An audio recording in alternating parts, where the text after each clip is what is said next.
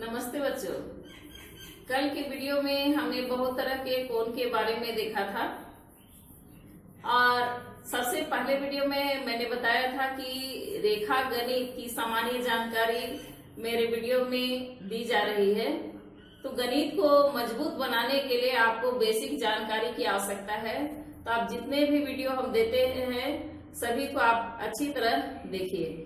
गणित की आवश्यकता हमको क्यों है? हम जब अपने लाइफ में कुछ करना चाहते हैं, जैसे तुम्हारा भी एम्बिशन होगा, कोई डॉक्टर बनना चाहता होगा, कोई इंजीनियर बनना चाहता होगा, कोई इंटीरियर डेकोरेटर बनना चाहता होगा, कोई फैशन डिजाइनिंग में जाना चाहता होगा, तो सब में देखा होगा एक पैटर्न होता है और उस पैटर्न को अच्छी तरह समझने के लिए हमको जियोमेट्री यानी रेखा गणित की जानकारी होना बहुत ही आवश्यक है।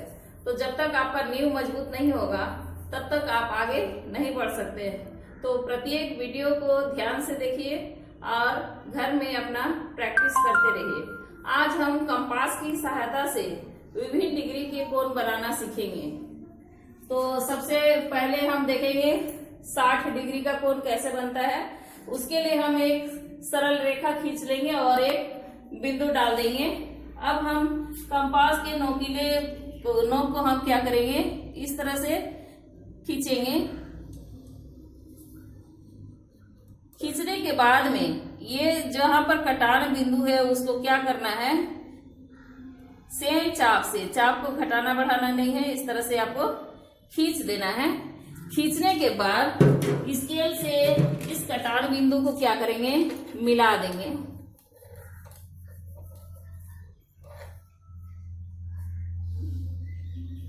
इस तरह से हम मिला देंगे तो ये कितना डिग्री का कोण बनेगा, 60 डिग्री का कोण बनेगा। अब हम इसी में देखेंगे कि हम 30 डिग्री का कोण कैसे बनाएंगे। ध्यान से देखेंगे।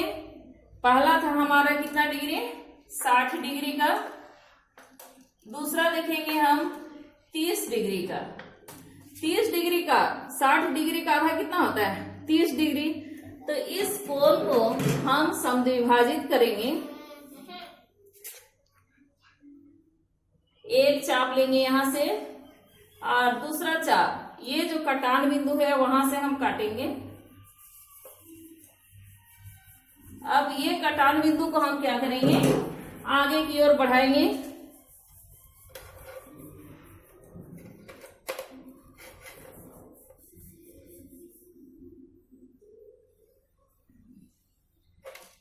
तब अभी जो कोण बना यहाँ पर वो हमारा कितना हुआ, 30 डिग्री। कितना हुआ, 30 डिग्री का कोण।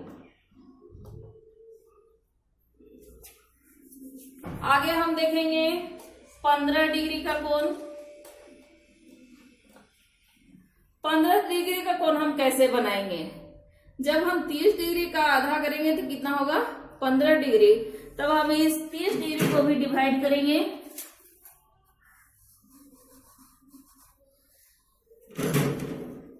समद्विभाजित करने के लिए हम फिर से पुराना वाला तरीका अपनाएंगे।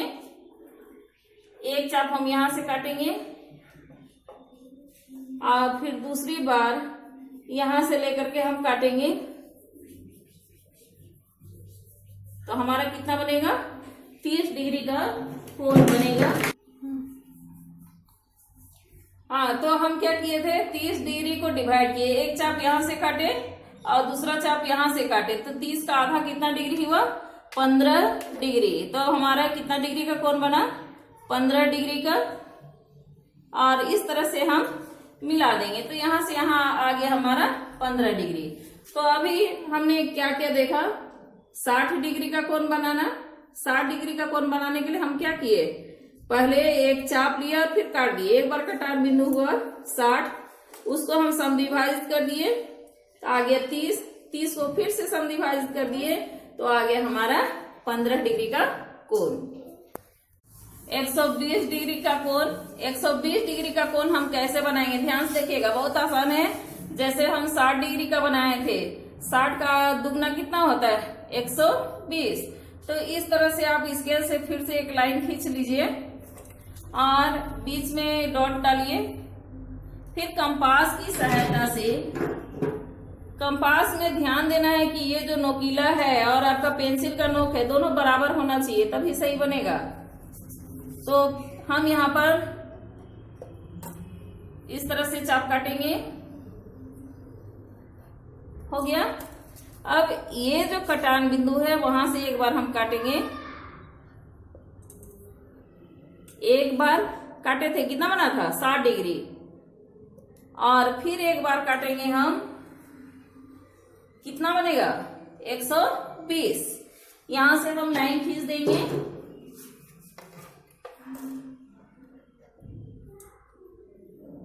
ये आएगा आपका 120 डिग्री का कोण। यहां से यहां तक कितना आया 120 डिग्री का कोण बना। अगला हम देखेंगे 90 डिग्री का कोण हम कैसे बनाएंगे। कितना डिग्री 90 डिग्री का कोण।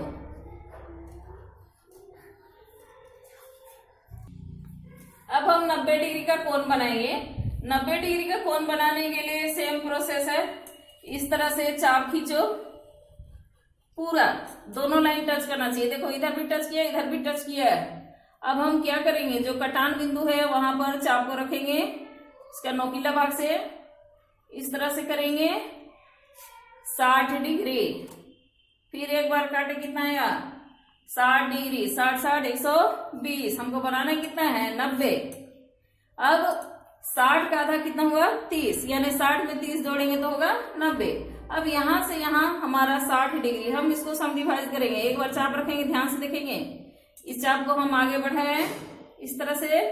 फिर दूसरे कटान जो 120 वाला कटान था वहां पर रख करके फिर हम चाप काटेंगे। अब इसको हम मिला देंगे। मिलाएंगे तो हमारा कितना डिग्री का कोण बनेगा 90 डिग्री का कोण बनेगा।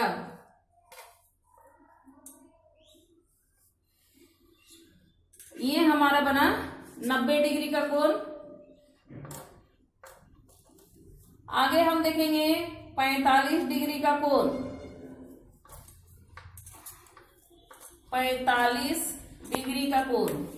तो 45 डिग्री का कोण बनाने के लिए हम क्या करेंगे, 90 का आधा होता है 45। तो यहां से यहां जब हमारा 90 है तो इसको हम समविभाजित करेंगे। यहां से एक चाप यहां से काटेंगे और दूसरा चाप फिर हम यहां से काटेंगे।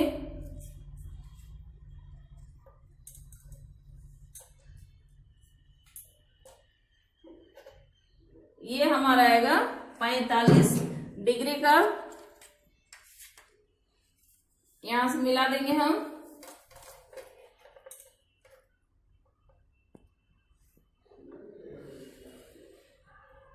तो यहां से यहां कितना बना 45 डिग्री। 45 डिग्री। इसी प्रकार से जितने भी कोण हैं हम क्या कर सकते हैं, कंपास की सहायता से बना सकते हैं। इसके बाद हम देखेंगे त्रिभुज। आगे हम देख रहे हैं त्रिभुज के बारे में। त्रिभुज किसमें आता है, बहुभुज। बहुभुज हम किसको कहेंगे, 3 भुजा या उससे अधिक रेखाओं से, सरल रेखाओं से निर्मित आकृति क्या कहलाएगी, बहुभुज।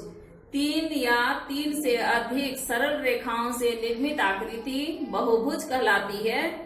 और इसका नामकरण संस्कृत भाषा के अनुसार होता है। एक एक करके हम देखेंगे।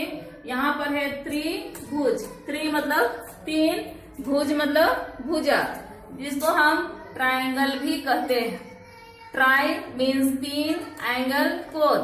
तो त्रिभुज में 3 भुजा और 3 कोण होगा। परिभाषा क्या है इसका, 3 भुजाओं से घिरे बंद आकृति को त्रिभुज कहते हैं। अब यहाँ पर है बंद आकृति। बंद आकृति कहने से क्या अभिप्राय है, इस तरह से हम बनाएंगे।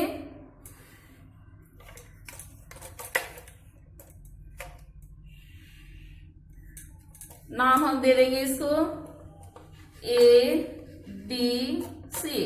यहाँ पर आप देख रहे हैं कि ये तीनों भुजाएं क्या है, एक बंद आकृति है, तीनों तरफ से क्लोज है। अब दूसरी आकृति अगर हम बनाते हैं, इसमें भी हम 3 भुजा लेते हैं, इसमें भी 3 भुजा, 1 2 3। तो क्या यह आकृति भी त्रिभुज कहलाएगी? नहीं कहलाएगी। ये त्रिभुज हम नहीं कह सकते हैं, क्योंकि हमारा क्या है, 3 भुजाओं से घिरे बंद आकृति। यहाँ कैसी आकृति है? खुली आकृति, एक तरफ से खुला है, तो ये त्रिभुज नहीं कहलाएगा। तो कौन सी आकृति त्रिभुज कहलाएगी, कौन सी नहीं कहलाएगी, इस पर भी ध्यान देना जरूरी है। अब हम त्रिभुज की विशेषता के बारे में देखेंगे, क्या क्या विशेषता है इसका। नाम को ही अगर आप ध्यान से देखें तो उसी में आपको इसकी विशेषता नजर आएगी। त्रिभुज में सबसे पहला क्या है, कितनी भुजाएं हैं? भुजा है इसका 3, 1 2 3 भुजाएं हैं। दूसरी विशेषता है ट्राइएंगल, नाम ही है इसका ट्राइएंगल। ट्राई मीन्स 3, कोण की संख्या कितनी है? 3। जब हमने कोण के बारे में जाना था तभी देखा था कि 2 भुजाएं जब एक बिंदु पर मिलती हैं या 2 किरणें एक ही बिंदु से अग्रसारित होती हैं, तब क्या बनता है? कोण बनता है। तो यहाँ कितना कोण हुआ? 1 2 3। नाम हम कैसे लिखेंगे? इस कोण को इंडिकेट करेंगे तो लिखेंगे कोण ABC। जहां पर कोण बनेगा वो अल्फाबेट होगा बीच में, कोण ABC। इसको हम कोण B भी लिख सकते हैं, इसको लिख सकते हैं क्या? कोण B। दूसरा कोण हमारा है कोण, ये कोण को हम दिखाएंगे, नाम कैसे करेंगे? C बीच में आना चाहिए, कोण ACB, कोण ACB। इसको हम कोण C भी लिख सकते हैं शॉर्ट में। तीसरा है हमारा, इस कोण को दिखाएंगे, A को बीच में लाएंगे, क्या होगा? कोण CAB या BAC, कोण BAC। या तो फिर हम इसको लिख सकते हैं कोण A। तो हमारा 3 कोण हुआ, कोण ABC, कोण BCA और कोण BAC। 3 कोण। त्रिभुज में कितने कोण हुए? 3 कोण। शीर्ष कितने हैं? 3 शीर्ष। ये जो 2 भुजाएं आपस में मिल रही हैं, वहां पर शीर्ष बन रहा है, उभार आता है, उसको कहते हैं शीर्ष। तो कितने शीर्ष हैं? 3 शीर्ष हैं। तो 3 भुजा हुए, 3 कोण हुए और शीर्ष भी कितने हुए? 3। शीर्ष 3 होते हैं। अब अगला नियम हम देखेंगे त्रिभुज में कि त्रिभुज अगर हम सही से नापेंगे तो तीनों कोणों का योग कितना होगा? 180 डिग्री होगा। त्रिभुज के तीनों कोणों का योग, तीनों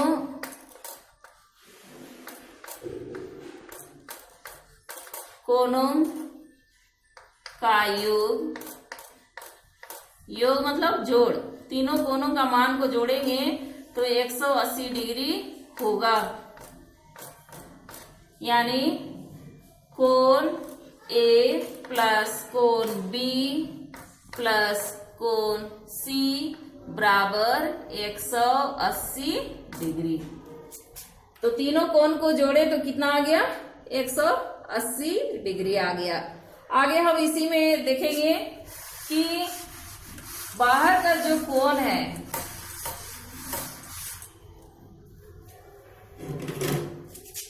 इसी तरह से हम त्रिभुज बनाएंगे।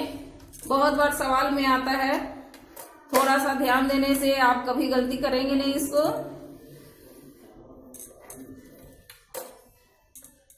एग्जाम में इस तरह के बहुत सारे सवाल आते हैं,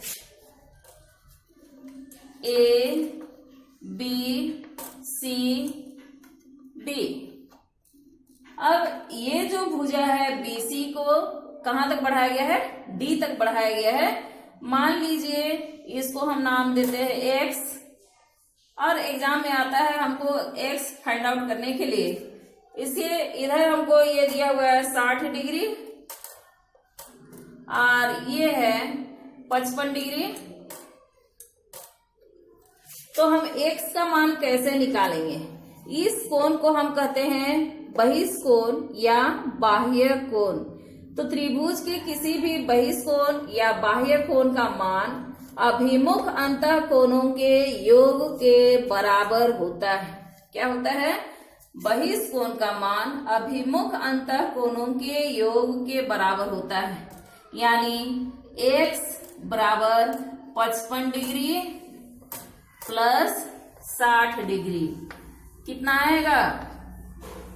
इकाई अंक पहले जोड़ लें, 6 5 11 115 डिग्री। बहुत आसान है। उसी तरह से मान लीजिए हमको x मालूम है, x हमको दिया हुआ है 115 डिग्री। अब हमको यहां पर निकालना है। अब कैसे निकालेंगे हम? यदि हमको बहिष्कोण का मालूम है मान और एक अंतःकोण का मान मालूम है, तो हम दूसरा अंतःकोण कैसे निकालेंगे? हम क्या करेंगे इस स्थिति में? बहिष्कोण का मान जो 115 डिग्री दिया हुआ है उसमें से कितना घटाएंगे? 60 डिग्री घटा देंगे। अब 60 डिग्री घटाएंगे तो कितना आएगा? 5 में 0 गया 5 और 11 में 6 गया 5, 55 डिग्री। कितना आया? 55 डिग्री। यानी कोण ए का मान हुआ 55 डिग्री। इस तरह से हम सवाल को आसानी से सॉल्व कर सकते हैं अगर हमको सही जानकारी है तो। फिर से हम देखते हैं क्या हमने देखा कि बहिष्कोण का मान, बहिष्कोण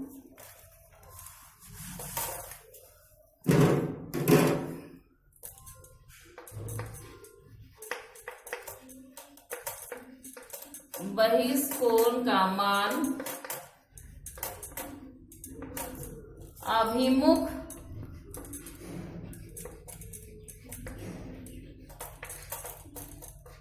अंतःकोणों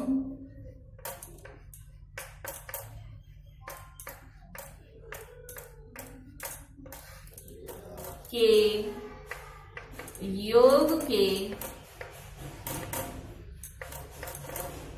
बराबर होता है। इसको ध्यान देना है। किसी भी बहिष्कोण या बाह्य कोण का मान अभिमुख अंतःकोणों के योग के बराबर होता है। तो हमने अभी तक आज के वीडियो में हमने क्या सीखा?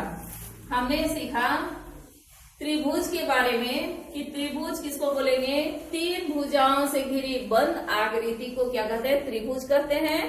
उसमें 3 भुजा होता है, 3 कोण होता है और 3 शीर्ष होता है।